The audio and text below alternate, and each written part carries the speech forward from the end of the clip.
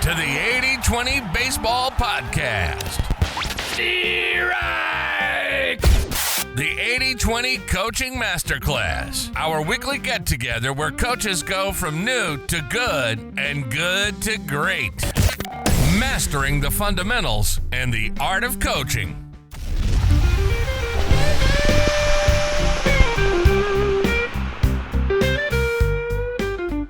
Welcome, coaches, parents, and players. Welcome to this week's get-together. Great to have you here this week with us. Our weekly get-together coming out every Tuesday with a new episode aimed specifically at youth baseball coaches, trying to provide that direct path to great coaching. Speaking of direct path, the coaching plan has launched. Pumped up to see quite a few coaches have already gone over there and got the coaching plan from 8020baseball.com. It's tightly organized. It's ready to save you a lot of time and take out all the guesswork in order for you to take that direct path to being a great coach. So head to the website, 8020baseball.com. At the very top, you'll see it there. Use the discount code GREATCOACH25, GREATCOACH25. This is the best price it will ever be. The launch promotion ends at the end of this month. The coaching plan shows exactly how I run my favorite 15 team drills, the exact practice plans I use. They're even editable. You can add your own notes and times. The coaching plan also shows exactly how I run the full body, baseball specific warm-up routine, and even more importantly, the multi-phase throwing routine. That's a game changer. You'll see how I run my pregame, including my exact visualization routine. I lay out all the steps to running a max efficiency scrimmage. I built this so that even if you only used half of it, you'd still get twice your money's worth. Now, some of you might be getting towards the end of your season, but there's still summer ball, fall ball, next year. The good news is you get access to the coaching plan for 2 years with all the updates that come with that. Speaking of updates, I'm working with my design person, working on the final touch-ups of a Microsoft Word and Google Doc version of the team rules guide. You can just print and use. Head over there, get the best price it will ever be. Great Coach 25. It was the better part of 2 years to put it all together. I didn't want to just put something together that was junk. I wanted something that was really good, very organized, and it's going to get results. Now, have we been writing down one positive thing each of our players is doing each game? This is always one of my top recommendations during games. Have your clipboard, have your roster, just have a basic document with a table, player name, and a box next to it, a column next to it, to be able to write down at least one positive thing, one specific positive thing that each kid does during the game. And then you could discuss this after the game, although I recommend discussing it at the next practice, at the very beginning of the next practice, typically after the warm-up routine. It gives the kids a little bit of a breather, but a productive breather. And you just rattle off all those specific positive things that you saw each kid do in the last game. It's hard to remember 11 or 12 positive things that your players are doing. So I recommend having a way to quickly write it down, or even better, if you have a watch that you can record a voice memo on, like an Apple Watch, you can set it up so on the home screen of your watch, you can just do 2 clicks, 2 taps,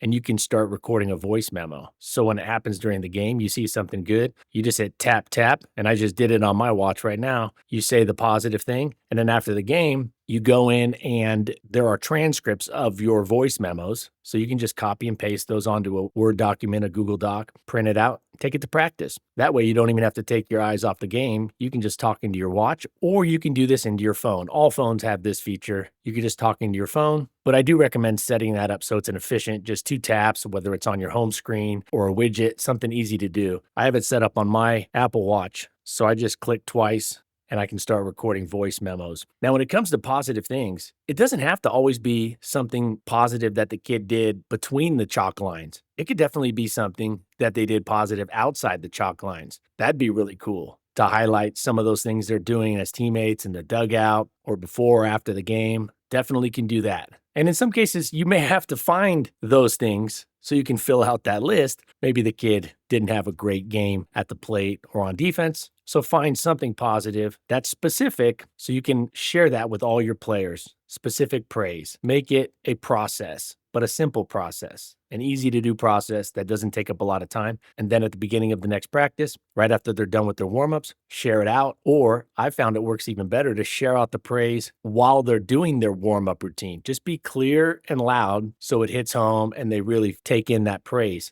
That's a more efficient way to do it. All right, moving on. We just finished up a couple great interviews. Now we're getting back into some of these quick hitting episodes. I talked to a coach on the phone for about an hour last week, and he was telling me how much he likes the podcast. And one thing he really likes is how they move fast and they're concise, and it gives him the ability to listen each week, even if he has just a short 15, 20, 25-minute drive. So the plan, like I mentioned a while back, is to have quality interviews. That'll be 2-part interviews, each part being about 30 minutes, spread out over 2 weeks, combined with these quick hitting 10 to 20-minute episodes with actionable, usable advice. All right, speaking of advice, I recommend that we don't emphasize to our hitters where to hit the ball. I recommend when we're communicating with our hitters that we focus on communication along the lines of being on time and swinging at the right pitches. So Miguel Cabrera, one of the greatest hitters of the last 50 years, 3,000 hits, quite a few home runs, solid power, tons of doubles. Guy was a hitter. Miguel Cabrera, one of the best hitters of the last 50 years. Here's a quick breakdown of what direction Miguel Cabrera hit the ball versus the major league average. Now, I know this is major leagues and we're coaching youth players, but he's also facing major league pitchers throwing 98. So on this topic, it's very relative and I think it's usable for us at the youth level, at the lower levels. Miguel Cabrera pulled 33% of his pitches. 38% of the pitches he hit were back up the middle, gap to gap, so left center gap to right center gap, and 30% of the balls he hit went to the opposite field. So 33, 38, 30. That's a really nice balance. I mean, that's really close to a third. The average in the major leagues, 37% pull. So he was, as the math shows, he was actually 4.5% below that, which is a good chunk. The major league average for balls hit back up the middle or towards the middle of the field, the center of the field, was 37.5%. He was slightly over that at 37.8. Let's just say it's about the same. So he's hitting the ball up the middle the same. He pulled the ball less than the average major league hitter, and his opposite field percentage was 29.5. Major league average, 25.2. So almost 4.5% higher. So he hit the ball back up the middle as often, but he distributed about 4.5% of his pull hits and batted balls to the opposite field. It was more balanced. The average major league hitter, 37% pull, 37% up the middle, 25% oppo. He was 32 pull, 37 middle, and if you want to round it up, 30% oppo. Miguel Cabrera very rarely tried to pull a pitch that was away. When the pitch was away, he would try to drive it the other way. He didn't try to pull it back up the middle. He just tried to hit a hard line drive to right center, right field, and even down the right field line. He just tried to hit hard line drives between the foul lines. So I know there's a lot of talk about pull in the air and this and that. The great hitters that are consistently great, they hit a lot of doubles. They don't strike out a lot. They hit for average, they hit for power. They have good approaches. Their hits are more evenly spread out. Something to keep in mind at the youth level, more pitches are away at the youth level. More pitchers are hesitant to pitch inside than they are at the major league level. If you don't pitch inside at the major league level, at the professional level, even high level college, you're not going to pitch very long. You're not going to be very effective. You got to be able to pitch inside at those levels. But at the youth level, most pitchers are going to pound that outside part of the plate. They'll make mistakes middle in from time to time, of course. So the opposite field line drives should be even higher for youth players. The simple physics and geometry of trying to get around and yank an outside pitch to the pull side, it doesn't bode well. The wrists have to do certain things, the bat has to do certain things, and it really decreases the probability of hitting line drives or hard hit balls. So my recommendation, let's get our hitters to be a little bit more like Miguel Cabrera. Wherever the pitch is pitched, we're hitting line drives that way as best as possible. And there will be some exceptions. Sometimes pitches in will go inside out, and sometimes pitches middle will go the other way or we'll pull a little. But even with that said, let's just work on getting our hitters on time and swinging at the right pitches, trying to hit line drives, and let the direction of the ball off the bat take care of itself. All right, now we're going to pivot from Miggy C to a coach that I'm guessing many of you aren't familiar with, but he's one of the best coaches around for any sport. And there's two things that we can learn from him as a coach. His name is John Donaher. Now, some of you, right when I said that name, knew exactly who I'm talking about. John Donaher. He wears multiple hats, but as a sports coach, he coaches MMA, more specifically jiu-jitsu, grappling athletes. Now, of course, this is a baseball podcast, and focused more often than not on youth baseball, but we also are trying to be great coaches. And I think the fastest path to being a great coach can take us outside of the sport we're in this case, baseball. Because great coaching is great coaching. And I think if we want to be the best coach we can be, we need to take and borrow and utilize strategies, methods that coaches outside of baseball are using. Because it would be foolish of us to think that just baseball coaches have all the right answers. Think about it in your day job. Is there something that you're doing? Is there something that your company has implemented? Is there something that you're looking to do that you might have learned from a manager, a leader, an owner, an entrepreneur, a business, a company that's not exactly in your vertical? If you're not, that would be a great way to add value and separate yourself as an employee or as a business in your niche, in your industry, right? So Coach John Danaher, you can listen to him on the Lex Friedman podcast. He's been on there at least once. I think he's been on there twice. He's a really fascinating listen. How he reverse engineers sports, athletics, in his case, jujitsu, martial arts. It's fascinating. He is like the ultimate tactician. I mean, he's not even like 80-20. He doesn't even use the 80-20 principle. He takes it further than that. He uses like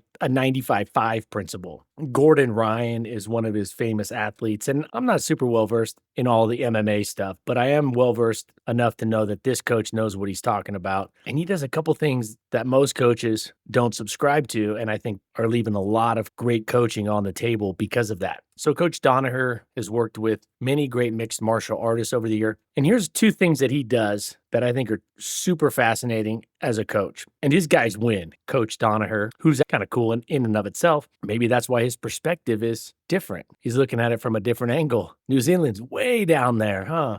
In any case, Coach Danaher has done two specific things. He purposely puts his athletes in the most difficult positions, in this case with regard to jiu-jitsu, and has them rep and rep and rep and rep, getting out of those difficult and in many cases extremely difficult positions, and in some cases almost impossible to get out of positions. He'll get his guys in positions that are essentially a quarter of an inch from a submission, and you'll have them rep getting out of those. He said that most people think the benefit of this is so that his athletes can get out of these difficult positions, which is true. But he said the biggest benefit was that it allows his athletes to be more aggressive on the front end, knowing that if they did get stuck or caught in a bad position due to their aggressiveness, they had the confidence to know they could get out of it, or at least the high likelihood of getting out of it, which allowed them to be confidently aggressive. Think of our hitters. If our hitters are confident with their two-strike plan, they can be more aggressive with less than two strikes, right? If our pitchers are confident in a 3-1 count and coming back from a 3-1 count or a 3-0 count, then they're going to feel they can be a little more aggressive, painting those corners, hitting those corners more often. Now, that's more for like 13s, 14s, and above, but hitters at all levels, having a quality, well-trained two-strike plan, plan two, as we call it, can give hitters, whether it's consciously or subconsciously, the belief or the perception that they can be more aggressive and the risk is much smaller. So this is something very useful for hitters and pitchers and even other areas of baseball, but those two specifically, especially hitting. That's why I think it's important to rep two-strike at-bats in practice, in batting practice, in the cages, with the tee, so players aren't afraid of getting to two strikes, and therefore they're more confident and they're less defensive with less than two strikes. And that may mean they're more patient, looking for a pitch in their hitting zone, not just the entire strike zone with less than two strikes. Having the confidence to hit with two strikes will make a hitter's plan with less than two strike, as we call it, the plan A plan, better, or at least our hitters will have a better mindset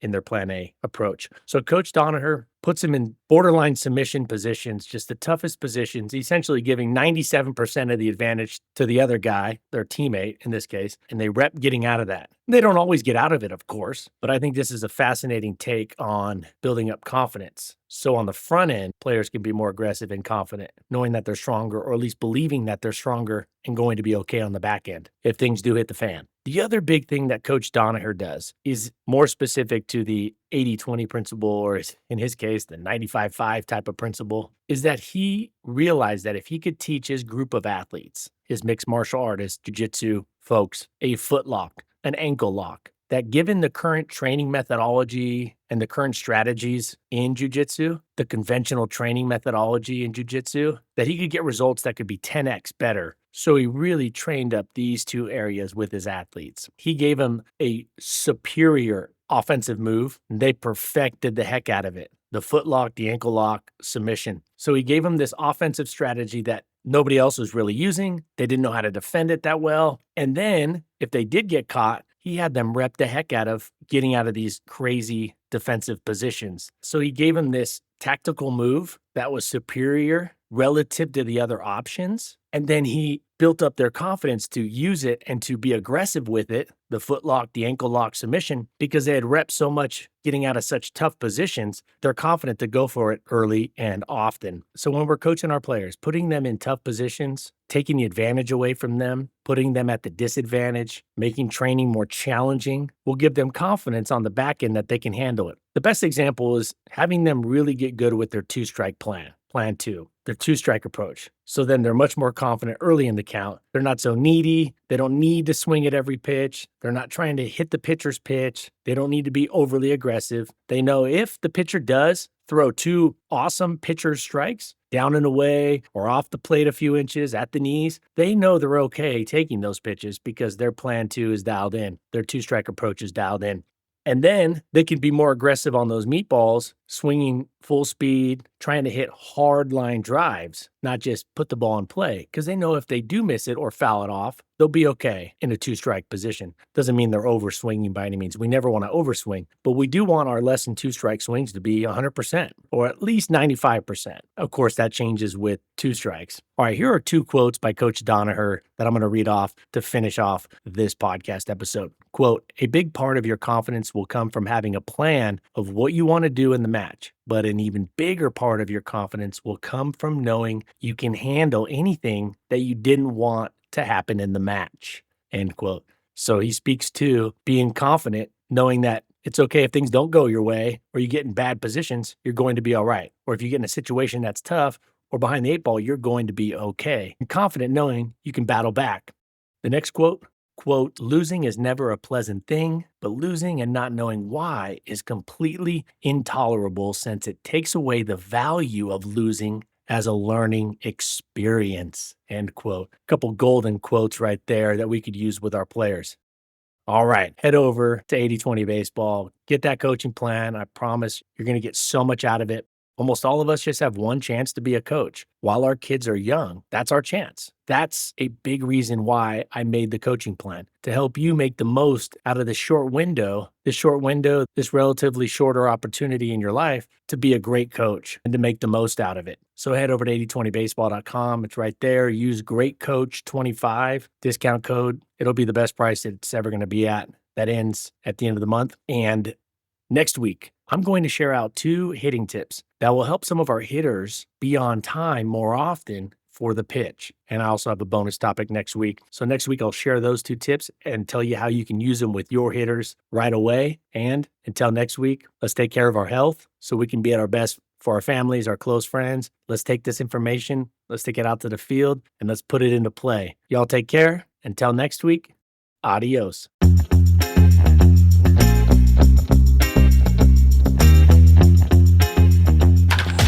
This has been the 80/20 Baseball Podcast, the 80/20 Baseball Masterclass. We got this. Now, let's take the field.